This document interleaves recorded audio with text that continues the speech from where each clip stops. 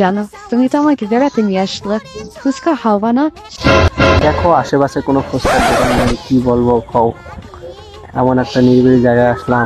আমি তো সেটা বুঝবো না জান, আমার ফুচকা খাওয়াতেই হবে। তুমি যেখান থেকে পারো আমার ফুচকা নিয়ে এসে দাও। আচ্ছা ঠিক আছে, যাওয়ার পথে তোমাকে খাওয়াবো নি। হ্যাঁ আজকে তো এখন পর্যন্ত তো কাকাও পাইলাম না রে।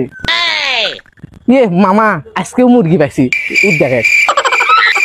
ও মামা চল আজকে একটা। শালা গুলো আজকে তো একদম। চল চল।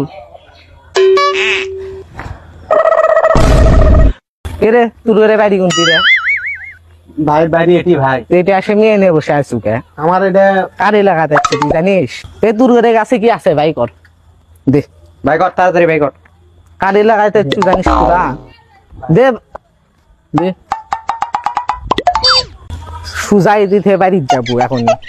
যা ওঠা।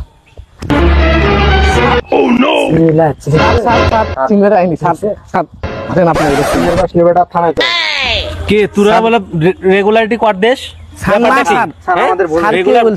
তোদের দুইজনের মামলা হিউজ পরিমাণ জমা পড়ে গেছে থানায়, তোরা জানিস?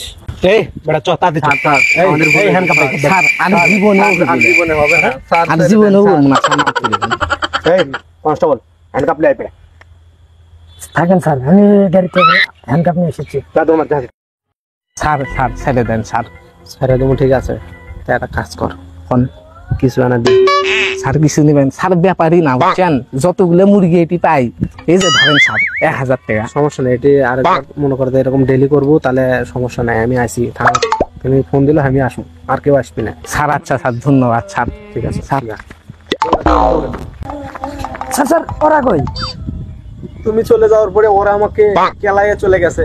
সেটা তো আমি জানি স্যার, আমি হ্যান্ডকাপ নিয়ে আসতে গেলে আপনার খালি কেলা যায়।